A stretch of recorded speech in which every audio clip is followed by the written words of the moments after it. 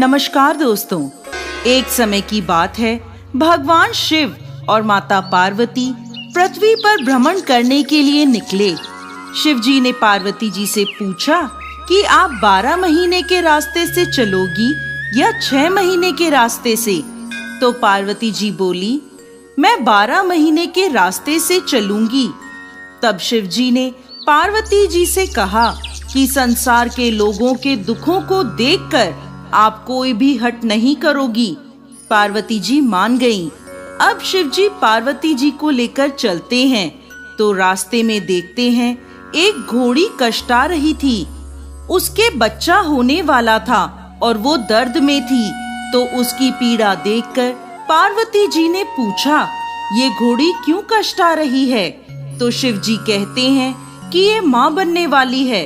तब पार्वती जी बोली कि माँ बनने में इतना कष्ट है तो आप मेरे तो गांठ लगा दो। शिव जी कहते हैं, अभी आगे चलो।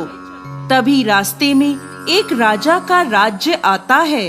वहाँ दूर दूर तक शांति और उदासी फैली होती है। वो उदासी देखकर पार्वती जी पूछती हैं कि यहाँ सब उदास और शांत क्यों हैं? तब गांव के लोग कहते हैं, हमारे नगर की रानी माँ बनने वाली है और कष्ट में है, इसीलिए हमारे गांव में उदासी छाई है।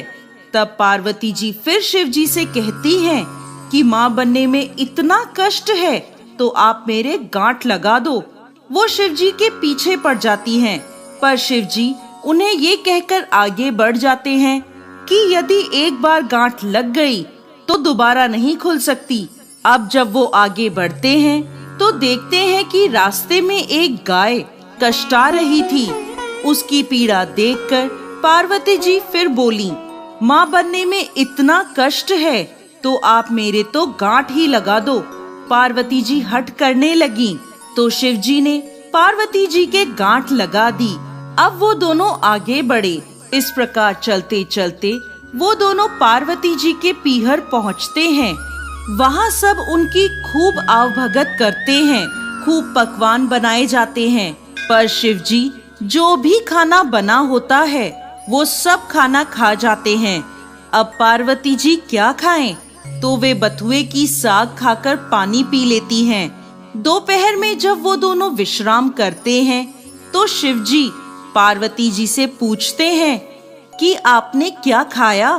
तो पार्वती जी कहती हैं, जो आपने खाया वही मैंने खाया। पार्वती जी के सोने पर शिव जी उनके पेट की नाभि की ढकनी खोलकर देखते हैं कि पार्वती जी ने क्या खाया। तो उनके पेट में बथुए का साग और पानी दिखता है।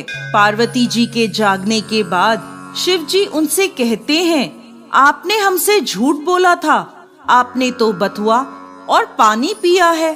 तब पार्वती जी उनसे हठ करती हैं कि आज के बाद कोई भी किसी भी महिला की ढकनी खोलकर नहीं देखेगा।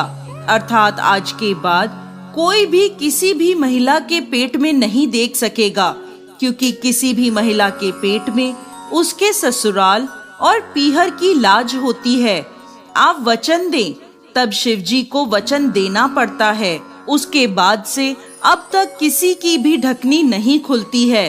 अब वो दोनों वापस कैलाश पर्वत की ओर निकलते हैं तो रास्ते में गाय अपने बछड़े को चाटती हुई मिलती है और खूब खुश दिखाई देती है। ये देखकर पार्वती जी शिव जी से अपनी गांठ खोलने को कहती हैं। तो शिव जी कहते हैं, मैंने आपको पहले ही कहा था कि गांठ मत लगवाओ, लेकिन आपने तो जिद पकड़ ली। अब वो दोनों आगे बढ़ते हैं तो राजा के गांव में खूब ढोल नगाड़े बज रहे होते हैं, मिठाइयाँ बांटी जा रही होती हैं, लोग खूब नाच गा रहे होते हैं और खुशियाँ मना रहे होते हैं। पार्वती जी लोगों से पूछती हैं, यहाँ क्या हुआ? तो सब बताते हैं, नगर की रानी के यहाँ बेटा होने की खुशी का जश्न मनाया जा रहा है। इसी तरह वो आगे चलते हैं तो उन्हें घोड़ी भी अपने बच्चे के साथ खूब खुश दिखाई देती है। ये देखकर पार्वती जी फिर शिव जी से गांठ खोलने की जिद करने लगती हैं। तो शिव जी कहते हैं, मैंने आपसे पहले ही कहा था गांठ मत लगवाओ। यहाँ मृत्यु लोक में हर चीज आपको लुभाएगी, परंतु आप नहीं मानी, आपने जिद पकड़ ली। पार्वती जी के फिर हट करने पर शिव जी पार्वती जी की गांठ खोल देते हैं और वो दोनों कैलाश पर्वत पहुंच जाते हैं। हे भगवान शंकर, जैसे पहले माता पार्वती के गांठ लगाई, किसी पर भी गांठ मत लगाना, और जैसे बाद में पार्वती जी की गांठ खुली, वैसे इस कहानी को कहते, सुनते और हुंकार भरते सभी को अमर सुहाग देना।